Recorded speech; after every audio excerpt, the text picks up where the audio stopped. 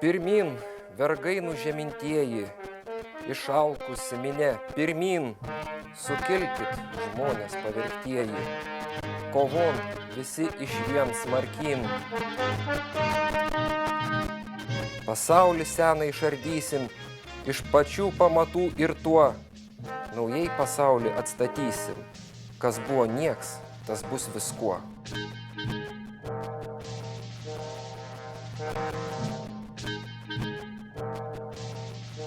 Pirmojo pasaulinio karo nualintoje ir revoliucijos sudarkytoje Rusijoje vyrauja diktatūra, suirutė, badas.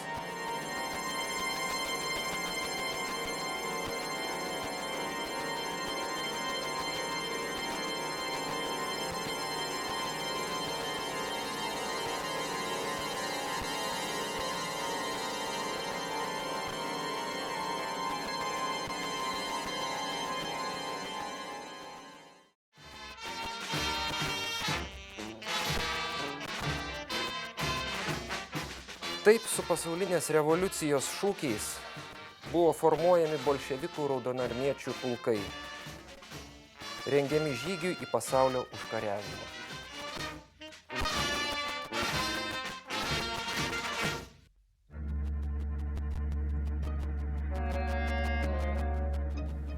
Pralaimėjusi karą, vokiečių kariuomenė traukėsi iš okupuotų teritorijų. Prisimena kunigas Juozas Stakauskas. 1919 metais, tuoj po 3 karalių, bolševikų būrys atvyko į Panevėžį ir su vietos komunistais pradėjo šeimininkauti.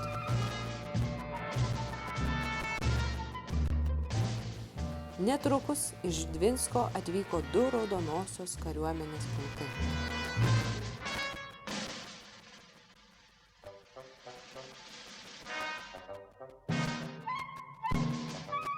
Jie džiaugiasi radę čia pigaus maisto ir sakė padarysią ir čia badą kaip Rusijoje.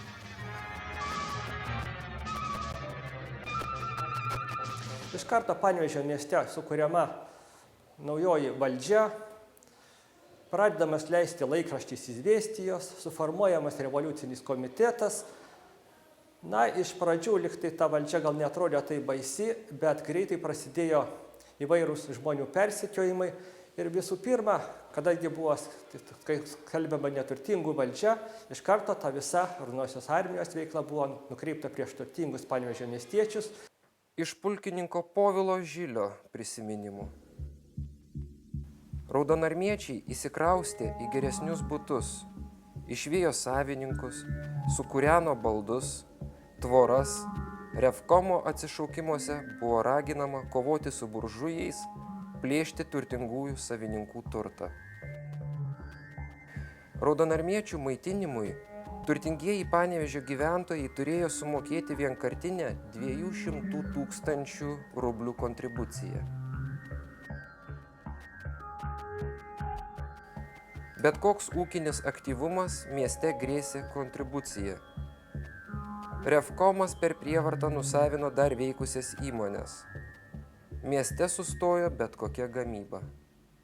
Ištuštėjo turgus miesto aikštėje. Ginkluoti būriai pasklido po kaimus. Buvo vykdomos maisto produktų rekvizicijos. Daugelyje vietovių įsivyravo konfiskavimai ir atviras raudonarmiečių plėšikavimas. Užvaldę Panevėžį, bolševikinis revkomas pradėjo areštuoti lietuvių patriotus. Panevėžio kalėjimą, kuriame telpa apie 400 kalinių, per trumpą laiką bolševikai perpildė. Kad padarytų vietos naujai areštuotiesiems, dalį kalinių siųsdavo į Daugpilio kalėjimą. Panevėžio ir Daugpilio kalėjimuose kaliniai buvo šaukiami pagal Panevėžio revkomo pasiųstus sąrašus ir išvedami sušaudyti be jokio teismo. 1919 m. gegužės mėnesį karo su bolševikais fronto linija jau buvo pasistumėjusi atgal rytų kryptimi. Atkurtos Lietuvos kariuomenės vadu paskirtas generolas Silvestras Žukauskas.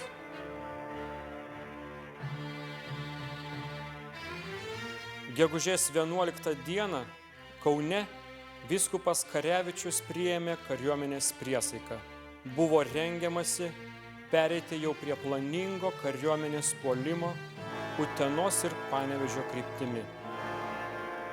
Iš karininko Jono Variakojo vadovaujamo Panevėžio atskirojo bataliono ir 2 pėstininkų pulko 3 bataliono su baterija sudaroma Panevėžio rinktinė.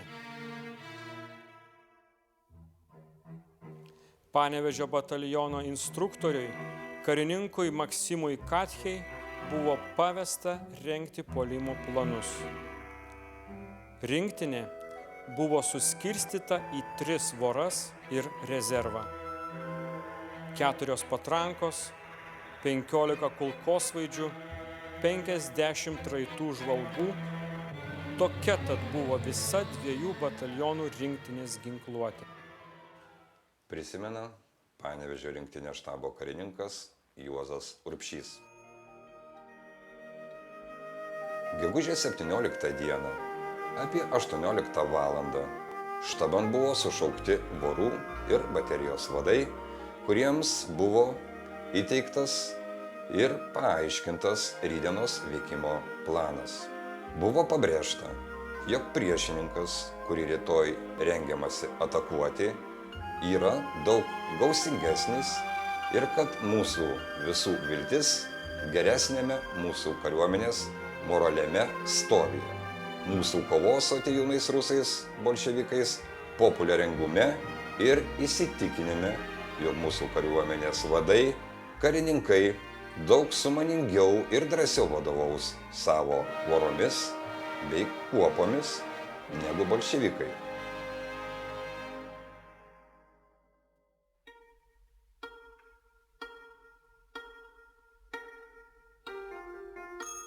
Tokių vilčių turėjo grupės vadovybė.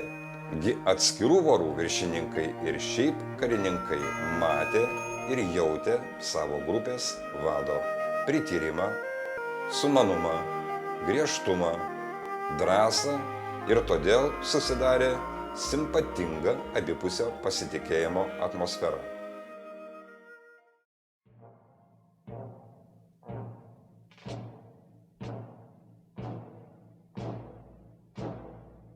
Panevėžio rinktinė gegužės 18 dieną nakties tamsoje tyliai užėmė išeities ribą ir 3 valandą ryto dešiniojoje voroje, nuaidėjus pirmiems artilerijos šūviams, pradėjo puolimą pagal parengtą planą.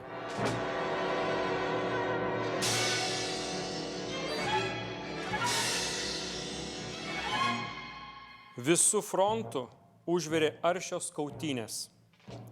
Bolševikai kulkosvaidžių ir patrankų ugnies priedangoje traukėsi. Ir gegužės 19 dieną, 17 valandą Panevėžys buvo išvaduotas. Iš Kazio Ališausko knygos Kovos dėl Lietuvos nepriklausomybės. Panevėžio rinktinės dalys po kelių dienų žygio ir 2 kautynių dienų buvo išvargusios. Nuostolių turėjo nedaug. Grobis didelis, karių nuotaika buvo gera. Gyventojai, kaip Panevėžyje, taip ir apylinkės kaimuose savoją kariuomenę sutiko su dideliu džiaugsmu. Vaišindavo ir maitindavo kareivius, prašydami daugiau neįsileisti bolševikų. Bepuolant bolševikus dažnai atsirasdavo vietos gyventojų, talkininkų.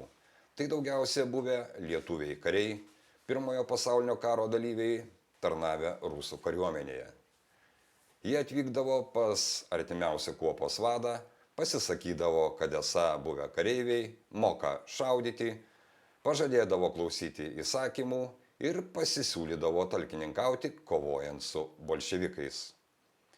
Jie patalkininkaudavo keletą dienų iki tol, kol priešas būdavo išvarytas iš jų artimiausios apylinkės.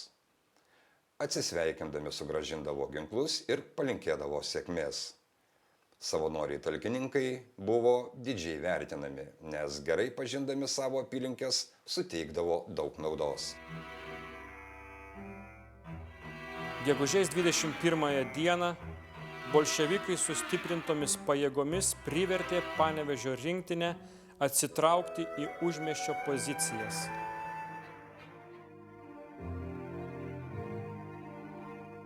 Tačiau gegužės 23 dieną Panevėžio rinktinės štabas vėl grįžo į Panevėžį ir rengėsi puolimui Kupiškio kryptimi.